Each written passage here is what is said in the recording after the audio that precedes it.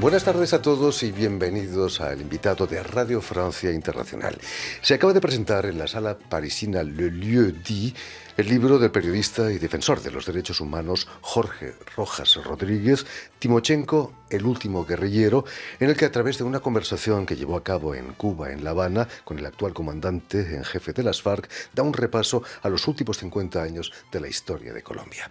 Y precisamente para hablarnos de este libro y del personaje de Rodrigo Londoño Echeverri, el verdadero nombre de Timochenko, Jorge Rojas Rodríguez ha sido tan amable de venir hasta nuestros estudios. Buenas tardes, Jorge. Muy buenas tardes, Jordi. Muchas gracias por invitarme. Es un placer tenerte aquí entre nosotros. Has venido magníficamente acompañado de Mónica Arias Fernández, que es politóloga también y es investigadora en ciencias sociales y políticas. Buenas tardes, Mónica. Buenas tardes, Jordi. Y sobre todo también muchas gracias por haber aceptado nuestra Gracias invitación. A ti por invitarnos. Cuéntanos, Jorge, ¿cómo nace la idea de hacer un libro sobre este personaje tan extraño, tan fantástico que es Timochenko? El libro es una casualidad, porque yo conocí a Rodrigo Londoño Echeverri cuando éramos jóvenes, adolescentes realmente, en la secundaria, en un pueblo del eje cafetero que se llama Quimbaya, y ahí compartimos una vida de luchas estudiantiles en un momento muy difícil del país, y en algún momento tuvimos una conversación trascendental para la época de dos jóvenes que queríamos cambiar el mundo. Y él me dijo que la única forma de hacerlo era con las armas en la mano, entrando a la guerrilla. Yo pensaba que no, y finalmente cada cual tomó un camino distinto. Y 40 años después nos reencontramos en La Habana y volvimos a retomar la conversación. Y ahí duramos 3 días hablando para que yo pudiera entender qué fue lo que le pasó a él en la guerra, en la construcción de la paz, en lo que significan las FARC. Y después surgió la idea de hacer un libro y finalmente el libro ya está en circulación. Cuéntanos, Jorge, ¿es cierto que las FARC desde su formación ya se desmarcaron de las otras guerrillas en América Latina que habían sido creadas por intelectuales, por maoístas, por leninistas y que las FARC fue más bien impulsada por comunidades indígenas en plena rebelión? En realidad las FARC tienen un origen profundamente rural, más del campesinado en Colombia y algunos pueblos indígenas, pero más campesinos, y no tuvo unos grandes líderes intelectuales, ideólogos en su formación, y muy asociada a la idea del Partido Comunista y a una propuesta estratégica de combinar todas las formas de lucha. Y creo que también fue una respuesta a una agresión muy fuerte contra ese campesinado, contra esas colonias campesinas, que finalmente derivaron en una confrontación que pensábamos iba a ser corta, pero que se prolongó durante 53 años.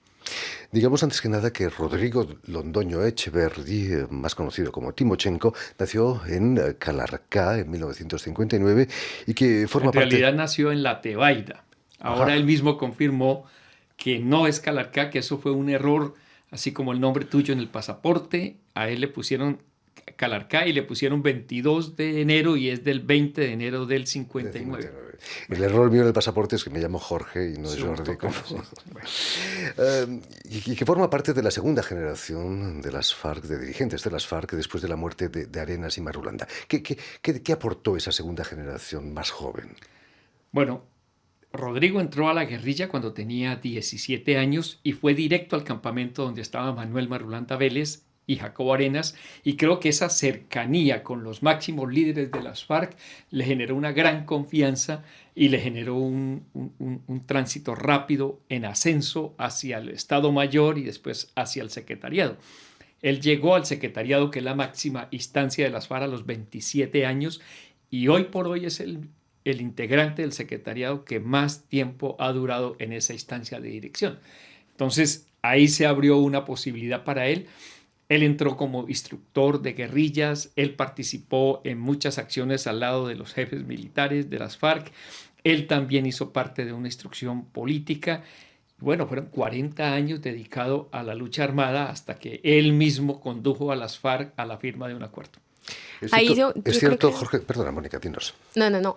Yo quería completar un poco porque justamente Mark Cherney, quien hace el prólogo del libro, académico norteamericano, cuando él piensa sobre el lugar de Timochenko en todo el tema del proceso de paz, él dice bien que Timochenko es esa generación que hace el tránsito. Es más como el puente entre Marulanda y la primera generación del secretariado y la segunda, en donde estaba Pastor Alape y otros jóvenes, bueno, un poco más jóvenes, que quizás son un poco más intelectuales, justamente, porque los primeros líderes del secretariado son campesinos y todo el ideario de las FARC que lo fundan alrededor del problema de la tierra. Ahora bien, los nuevos líderes de las FARC, si bien mantienen como primer punto de la agenda y primer punto del acuerdo el tema rural, pues al parecer son líderes mucho más formados, abogados. Se rumora que Iván Márquez es abogado, que estudió en la Unión Soviética. Se rumora lo mismo de otros líderes, de Jaramillo.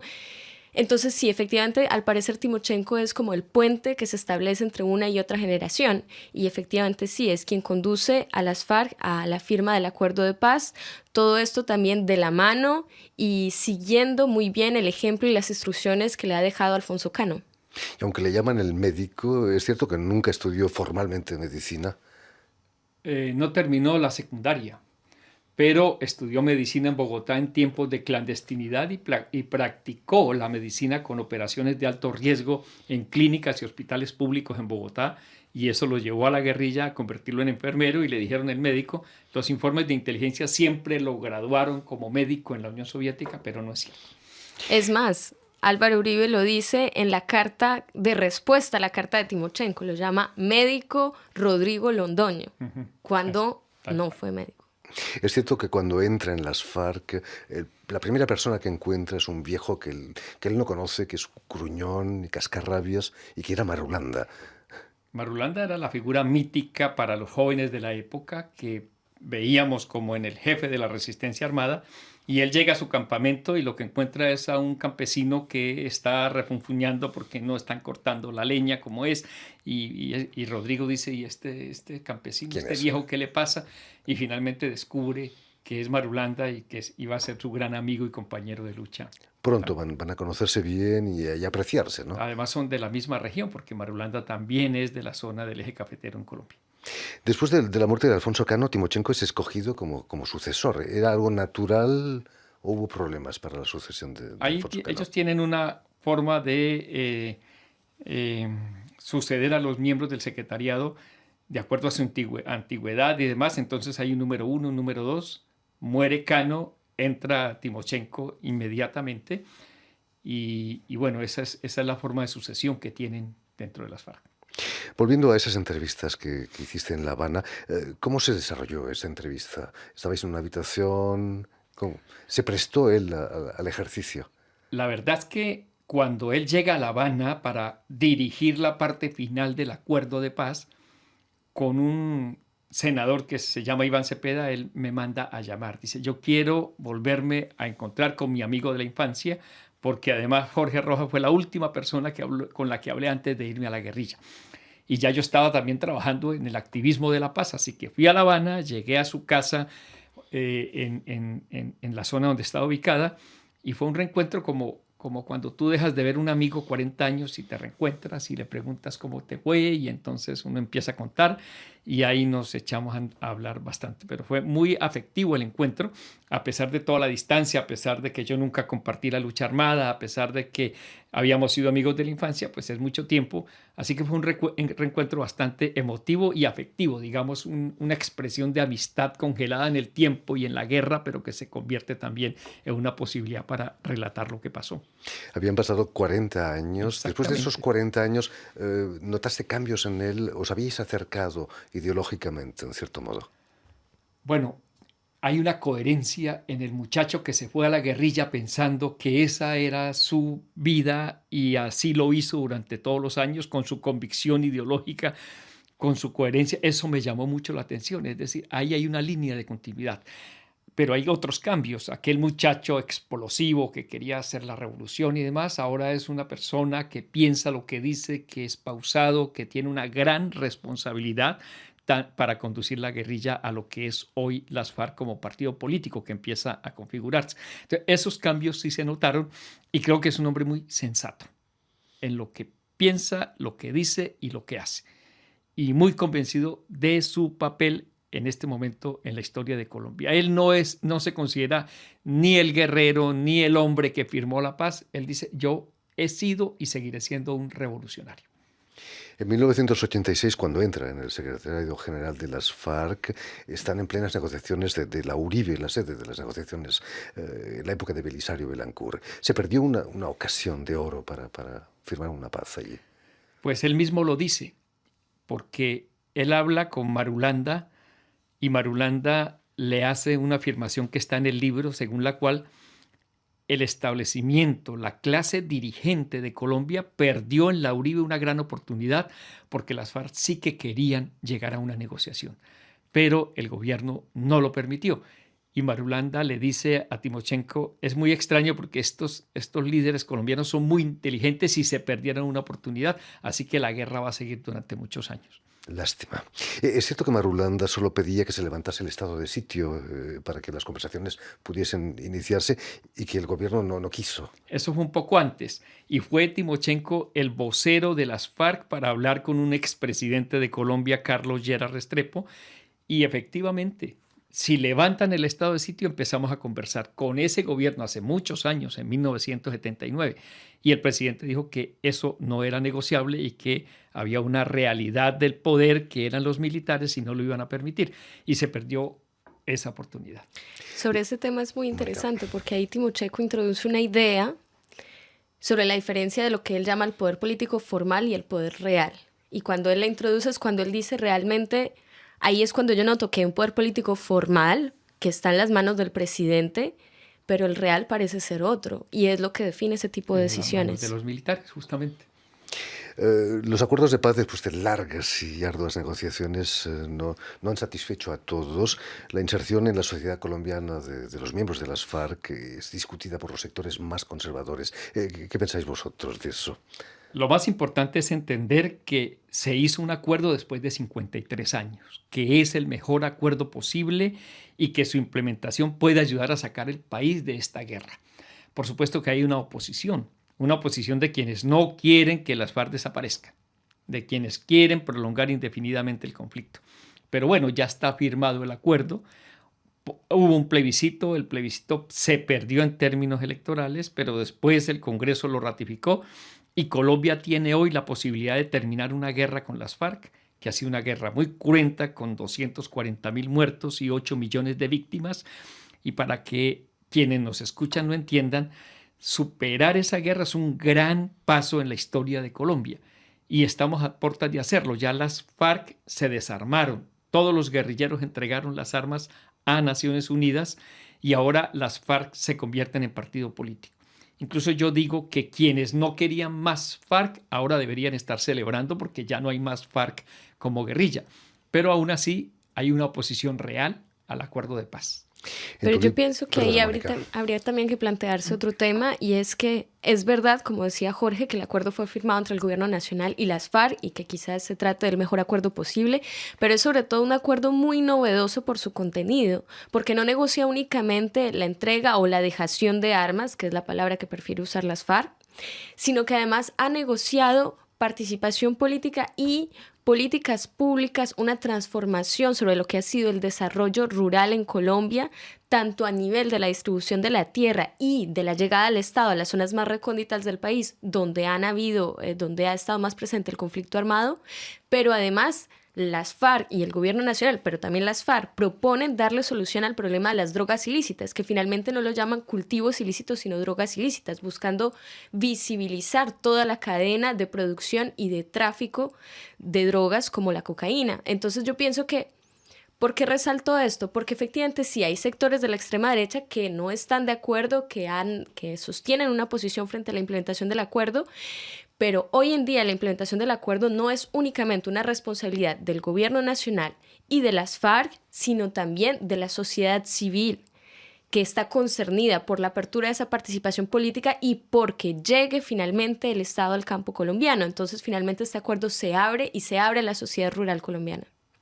En este libro, Timochenko, el último guerrillero, aparecen varias imágenes de Timochenko en la selva y sobre todo una muy especial justo después de la firma de los acuerdos, que no firma con un bolígrafo, firma con un balígrafo que se lo regaló el presidente Santos. Se lo regaló el presidente Santos. Eso ocurrió en Cartagena, en la primera firma, y es bastante simbólico porque de la imagen que ustedes mostraban, este guerrillero, vamos a un hombre de blanco que tiene una pinta como de abuelo y que firma el histórico acuerdo de paz en Colombia con un balígrafo hecho con una bala que le regaló Santos. Algo de ironía en ello, ¿no?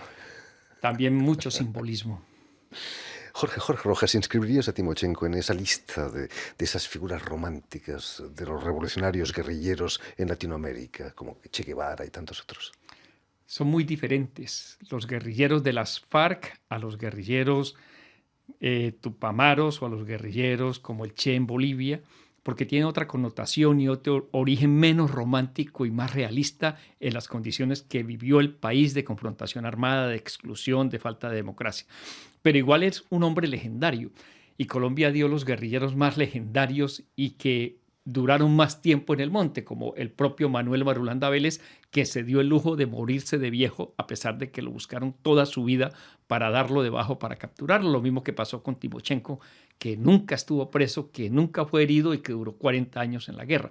Entonces yo, más que guerrilleros románticos, yo veo figuras legendarias de una resistencia campesina con una gran capacidad militar, con una sensatez en los temas básicos que les tocó realizar o orientar en la guerrilla, pero también expresión de unas reivindicaciones del campo que eran muy necesarias, lo cual no deja dicho que también cometieron errores en la guerra, cometieron crímenes de guerra, delitos de lesa humanidad, por los cuales deben ser juzgados, incluido el propio Timochenko, pero eso es parte de la justicia transicional que debe llevarnos a la paz.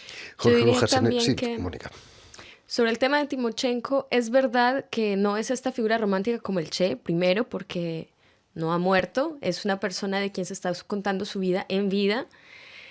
Pero también es cierto que no tiene la misma relación con la sociedad y con la comunidad internacional que, por ejemplo, el comandante Marcos del Ejército Zapatista de Liberación Nacional. ¿Por qué? A pesar de que el comandante Marcos sigue vivo, él puede publicar en permanencia y en permanencia tanto la sociedad mexicana como la comunidad internacional puede estar al tanto de su pensamiento.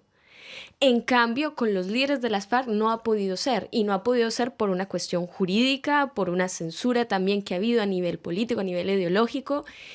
Y precisamente ahí es donde irrumpe la novedad con este libro sobre Timochenko. Es el que por fin nos permite conocer sobre su vida y sobre su pensamiento. Jorge Rojas, has trabajado durante 40 años en defensa de los derechos humanos, sobre todo en las poblaciones desplazadas. El final del conflicto es un inicio de solución a esos graves problemas.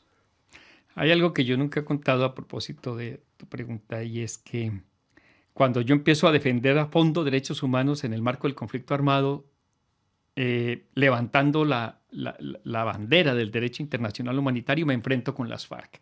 Las FARC no reconocen que ellos son actores armados que causan desplazamiento de población civil, por ejemplo, y las FARC niegan la existencia de esa población no combatiente en las zonas de su influencia. Y eso me llevó a una gran discusión con las FARC. Pero finalmente es ese derecho humanitario el que permite avanzar en el acuerdo que se firmó en La Habana y se ratificó en Bogotá. Así que mi vida se dedicó a los derechos humanos, efectivamente, y dentro de los derechos humanos a construir paz por la vía de la solución política. Y eso es lo que permite el reencuentro con mi amigo de infancia, Timochenko. En fin, pues ya lo saben, Timochenko, el último guerrillero, el libro de Jorge Rojas Rodríguez, ha sido editado por Ediciones B del Grupo Z en Colombia.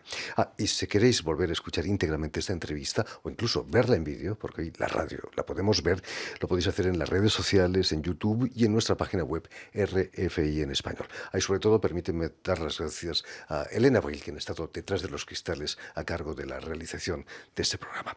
Y también saludar a nuestros telespectadores, porque también los tenemos, que nos miran en América Latina a través de la cadena Canal U de Montevideo. Muchísimas gracias de nuevo, Jorge. Muchísimas gracias, Mónica Arias, y mucho éxito aquí en Francia con este libro. Muy afortunado este momento para hablar de este señor que ahora está en una clínica porque tuvo un accidente cardiovascular, y creo que el libro va a ayudar a comprender de quién se trata el jefe de las FARC. Ahí queda dicho. Gracias.